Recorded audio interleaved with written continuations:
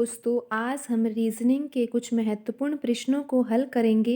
दोस्तों, ये प्रश्न गत वर्षों में परीक्षाओं में पूछे गए प्रश्न हैं और इन प्रश्नों के माध्यम से आप अपनी परीक्षा की तैयारी बेहतर तरीके से कर सकते हो। तो आइए दोस्तों, शुरू करते हैं हम आज का हमारा पहला प्रश्न। दोस्तों, यहाँ पे निर्देश दिए गए हैं क्वेश्चन 1 से 7 के लिए। दिए गए विकल्पों में से संबंधित अक्षरों, शब्द, संख्या को चुनिए। तो दोस्तों देखते हैं यहाँ पे पहला प्रश्न क्या दिया गया है। दोस्तों यहाँ पे लिखा हुआ है स्वप्न, फिर ये अनुपात का चिन्ह है, फिर लिखा हुआ है वास्तविकता, फिर यहाँ पे समान अनुपात का चिन्ह है, फिर लिखा हुआ है दोस्तों झूठ, और फिर ये अनुपात का चिन्ह है, और यहाँ पे दिया हुआ है दोस्तों क्वेश्चन मार्क। और हमें यहाँ पर ये पता लगाना है कि इन ऑप्शनों में से कौन सा शब्द इस क्वेश्चन मार्क के स्थान पे आएगा। दोस्तों देखिए, इस तरह के सवालों को हमें किस तरह से हल करना चाहिए। दोस्तों यहाँ पे स्वप्न और वास्तविकता के बीच में अनुपात है और यहाँ पे दोस्तों समान अनुपात का चिन्ह है। तो हमें यहाँ पर दिए गए जो ये पहले शब्द है, पहले दो शब्द है, इनमें अनुपात का चिन्ह है जिनके बीच में, उन दोनों में हमें संबंध देखना होगा कि इन दोनों शब्दों में किस तरह का संबंध है, और फिर हम उसी संबंध को यहाँ पर इन दोनों शब्दों में लगा देंगे और हमारा आंसर फिर आसानी से आ जाएगा। दोस्तों आप यहाँ पर क्या देखते हो कि जो स्वप्न और वास्तविकता लिखा हुआ है, इन दोनों शब्दों में क्या संबंध है। दोस्तों आप यहाँ पे देखोगे कि जो स्वप्न और वास्तविकता है, ये दोनों विलोम शब्द है। स्वप्न यानी कि दोस्तों सपना, और सपना का जो विलोम शब्द होता है वो होता है दोस्तों वास्तविकता। तो दोस्तों आप यहाँ पर झूठ का विलोम शब्द नहीं बता सकते, बिल्कुल बता सकते हो दोस्तों। अब देखिए हम ऑप्शन को पढ़ते हैं कि ऑप्शन में से हमारा कौन सा उत्तर सही हो सकता है। हमको झूठ का विलोम शब्द देखना है। दोस्तों यहाँ पे निष्पक्षता लिखा हुआ है, दूसरा ऑप्शन लिखा हुआ है असत्य, तीसरा ऑप्शन लिखा हुआ है सत्य, और चौथा ऑप्शन यहाँ पे लिखा हुआ है औचित्य। तो दोस्तों इन ऑप्शनों में से झूठ का विलोम शब्द क्या होगा। दोस्तों झूठ का विलोम शब्द होगा सत्य, और आप देख सकते हो जो ऑप्शन सी है उसमें सत्य ही लिखा हुआ है, और हमारा उत्तर ऑप्शन सी जो है वो बिल्कुल सही है। दोस्तों अब हम बढ़ते हैं अगले प्रश्न की ओर। दोस्तों दूसरा प्रश्न देखते हैं किस तरीके से लिखा हुआ है। दोस्तों ये प्रश्न भी पिछले प्रश्न की तरह ही है, बस हमें यहाँ पर ये समझना है कि शुरू में दिए गए जो दो शब्द हैं उनमें किस तरह का संबंध है, फिर हमें वही संबंध यहाँ पर समान अनुपात के बाद जो ये क्वेश्चन मार्क है और ये अनुपात है और फिर ये लिखा हुआ है रात्रि, इनके बीच में संबंध, वही संबंध हमें यहाँ पे लगाना होगा। तो दोस्तों समझने की हमें आवश्यकता है इन दोनों शब्दों में संबंध की। दोस्तों आप देखते हो यहाँ पे गड़गड़ाहट लिखा हुआ है और वर्षा लिखा हुआ है। दोस्तों आपको ये पता होगा कि जब गड़गड़ाहट होती है तो उसके बाद वर्षा होती है। दोस्तों जब गड़गड़ाहट होती है तो उसके बाद वर्षा होती है, तो अब आपको ये सोचना है कि रात्रि से पहले कौन सी, इनमें से ऑप्शन में से रात्रि से पहले क्या होता है।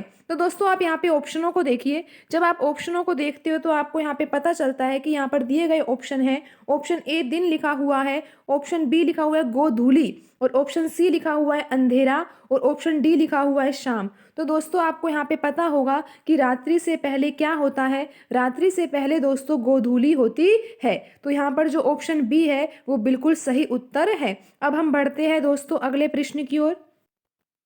दोस्तों अगला प्रश्न भी उसी तरीके का है। यहाँ पे 6:18 लिखा हुआ है और फिर समान अनुपात का चिन्ह है और फिर 4 अनुपात और ये क्वेश्चन मार्क दिया हुआ है, और हमें यहाँ पर ये पता लगाना है कि इस क्वेश्चन मार्क के स्थान पर दोस्तों क्या आएगा। तो देखते हैं दोस्तों यहाँ पर आंसर क्या आएगा।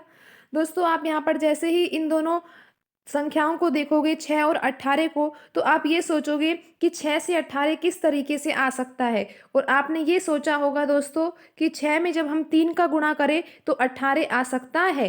फिर आप क्या करोगे, आप यहाँ पे 4 में भी फिर वही तरीका लगाओगे कि 4 में जब 3 का गुणा करते हैं तो 12 आना चाहिए। लेकिन दोस्तों आप यहाँ पे ऑप्शन देख सकते हो, इन ऑप्शनों में कहीं भी आपको 12 दिखाई नहीं दे रहा है। क्या आपको यहाँ पर 12 दिखाई दे रहा है तीसरे क्वेश्चन में जो ऑप्शन दिए हुए हैं? नहीं दोस्तों, आपको बिल्कुल भी 12 यहाँ पे दिखाई नहीं दे रहा है। अगर यहाँ पे 12 नहीं आ रहा है तो दोस्तों इसका आंसर क्या हो सकता है। दोस्तों हमें इसको अब दूसरे तरीके से सोचना होगा।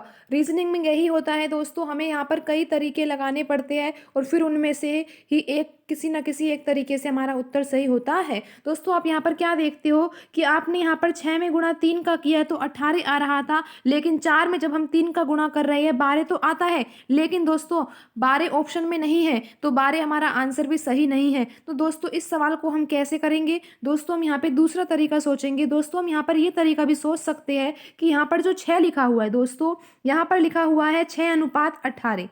अगर दोस्तों हम यहाँ पे 6 का वर्ग करते हैं, दोस्तों आपको वर्ग करना आता होगा। वर्ग यानी कि यहाँ पर देखो आप कैसे करेंगे, 6 का गुणा 6 से करेंगे, इसका अर्थ ही क्या होता है, 6 का वर्ग, और इसका आंसर आता है दोस्तों 36। अब 36 में हम जब 2 का भाग देंगे दोस्तों, जब हम 36 में 2 का भाग देते हैं तो हमारा आंसर क्या आ जाता है, 18। देखा दोस्तों यहाँ भी 18 लिखा हुआ है, तो 18 किस तरीके से आ सकता है, 6 के द्वारा, हमें ये सोचना है। दोस्तों पहला जो तरीका था उसमें सीधा सीधा गुणा करने से आ रहा था, लेकिन दोस्तों फिर यहाँ पे तो 12 आ ही नहीं रहा था। फिर हमने दूसरा तरीका सोचा। हमने दूसरा तरीका क्या सोचा दोस्तों, हमने ये सोचा यहाँ पे कि जब हम 6 का वर्ग कर दे, यानी कि यहाँ पे 6:18 लिखा हुआ है, और जब हम 6 का वर्ग करते हैं तो 36 आता है, लेकिन यहाँ पर तो 18 दिया हुआ है। अब 18 कैसे आ सकता है? तो फिर हमने सोचा अगर हम 36 में 2 का भाग दे दे तो 18 आ जाएगा, बिल्कुल 18 आ जाएगा। तो यही तरीका हम यहाँ पर अपनाते हैं। हम यहाँ पर दोस्तों क्या करेंगे, हम यहाँ पर जो दी गई संख्या 4 है उसका हम वर्ग करेंगे। जब हम 4 का वर्ग करते हैं दोस्तों तो हमारा आंसर आता है 16, लेकिन यहाँ पर दोस्तों आया तो 36 था ना, फिर हमने 2 का भाग दिया जब भी तो 18 आया। तो दोस्तों यहाँ भी हम इसी तरीके से करेंगे। यहाँ पे 16 दिया हुआ है और 16 में 2 का भाग देंगे तो दोस्तों क्या आंसर आएगा, हमारा आंसर आएगा 8। और दोस्तों आप देख सकते हो जो यहाँ पर ऑप्शन दिए गए हैं उन ऑप्शनों में भी 8 लिखा हुआ है। दोस्तों आप यहाँ पे देख सकते हो जो ऑप्शन बी है उसमें 8 लिखा हुआ है, तो हमारा जो सही आंसर है वो 8 होगा। देखा दोस्तों यहाँ पर रीजनिंग में किस किस तरीके से सवाल पूछे जाते हैं। तो दोस्तों आपको सभी तरीके के सवाल करने चाहिए, नहीं तो फिर दोस्तों एग्ज़ाम में आपको टाइम लगेगा और आपके कई क्वेश्चन रह जाएंगे। तो दोस्तों आज की वीडियो में इतना ही, मिलते हैं अगली वीडियो में। धन्यवाद।